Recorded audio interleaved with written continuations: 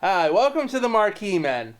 This is Ricky and I am James, and we're here to review... What movie are we reviewing, Ricky? I completely Halloween, forgot. it's Halloween 1 and 2. It's a very special day today, James. Today is Halloween.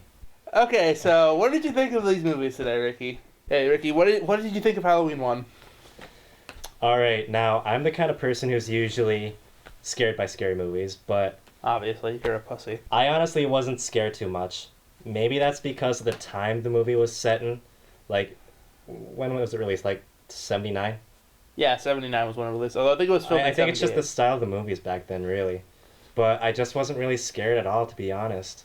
Yeah, I wasn't that scared either, but that's because, I'm an adult and I don't get scared easily. Well, if you're not scared and it's a scary movie, then why do you like it so much?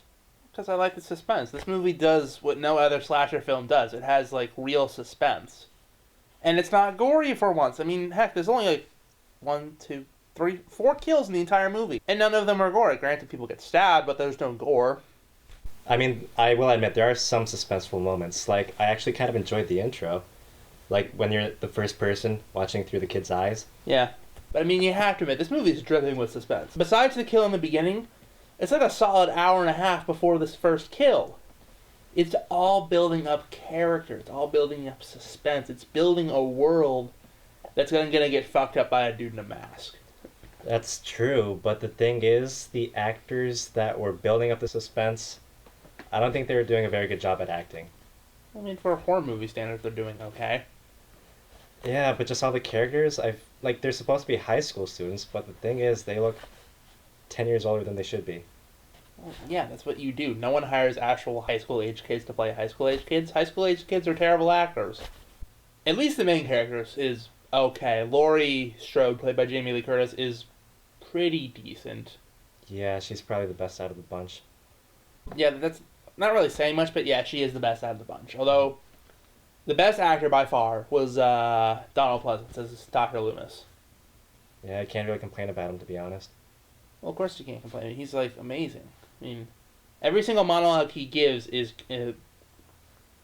it's beautiful. I don't know what that means, but it means something that's good, and it's beautiful. You're kissing an asshole. Yes, I'm kissing an asshole when it's exploding. Yeah, Donald Pleasance is easily the best actor in the film. He plays Dr. Loomis, who's Michael's psychiatrist, who says a lot of things a psychiatrist should not say. He's standing in a room with a 10-year-old boy who's clearly not paying attention. He's just like, "You fooled everyone else, Michael, but you haven't fooled me." And then for the entire movie, for some reason, no one believes, no one seems to give a shit that, a murderous psychopath has come to town. And they're all like, "Oh, Dr. Loomis, you're crazy." I'm like, there's a killer on the loose. Yeah, but we gotta talk about the best part. The best part of any slasher films, the killing. Ooh, Right. the kills were actually really disappointing in this movie. I mean, this was one of the first slasher films, so it's sort of acceptable that they only did stabbing because that's really all you got in your book. I don't know, after being, desensitized by all these modern horror films where they do things like they put people in traps, they cut people in half, they blow people up, they, fucking torture people, and now this stabbing, I don't know, the kills just seem sort of weak in this movie. The second movie is where they pick up, though. Second movie is definitely where They're pick way up. more original with their deaths there. Yeah. The kills are amazing in this movie. I mean, the first movie, it was stab, stab, stab. This movie, we've got drowning in boiling water. Mm-hmm. There's the guy who the police car crashes into. Oh my God! Yes, Yeah. that scene. That wasn't even Michael Myers. That was just some Exactly. random Just kid. some guy who looked like Michael Myers. Yeah, some guy who was for some reason in the same costume was stumbling down the street drunk, and then the police car just fucking takes him out. And I thought that was I thought it was intentional at first, oh, it's Michael Myers, ooh, take him out with the car. But the thing is, they actually died a pretty similar death. They both died by fire. Yes, they did. The police car just hits the guy, and you think, oh, they ran him over. But no, it crashes into a van. The van explodes for no reason. Mm-hmm. Because every car crash has to end in an explosion, right? Well, yeah, that's a rule of law. That's a rule. You can't end a car crash without an explosion. Right. How do you feel about the movie in general? I feel like it's a definite improvement over the first one. It's much better setting. I think a hospital is a much creepier setting than in a traditional suburban neighborhood. Mm-hmm. a neighborhood isn't a creepy place. I mean, I get it's creepy that you put a serial killer in the neighborhood, but suburbia isn't creepy. Right. Hospitals are creepy. Because hospitals have doctors and needles and blood and things that people find creepy. There's the hospital attendant who's a real creeper. You know. Well, there's both of them are really creepy. Both the guys. Oh yeah, but they're creepy in different ways. The dude with the afro is creepy. And 1 second on his character. If I didn't know any better, if they hadn't already shown that he's not Michael Myers, I would have assumed the entire movie that he was Michael Myers out of the costume. You would have thought that? I didn't even consider that.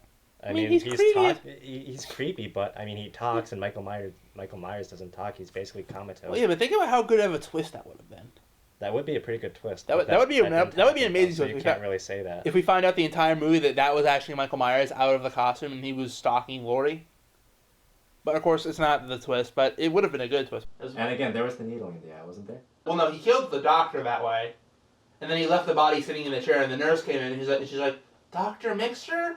Which made me snicker. It's not that funny of a name. Come on, you're just giving him too much shit. It is a funny name. And then, of course, there's the best death of all. Michael Myers' death. Laurie shoots him in both eyes. And he's just like sitting there comically swinging the knife around going... And then Loomis delivers another amazing line while also killing himself saying, "It's time." He's like flicks the lighter and boom. They blew up the entire operating room. Loomis is dead. Michael walks out of the room on fire, completely ablaze, walks a few steps, and then falls over, burning to a cinder. And you think that'd be the end of him, right? That should have been the end of him, and that was the intention to be the end of him, but fortunately it wasn't. But we're not talking about those movies because we're not talking about those movies. Alright, so Michael Myers. Great slasher villain or greatest slasher villain? Oh, easy. Greatest. Alright, so I think that sums it up. I think that definitely sums it up. Alright.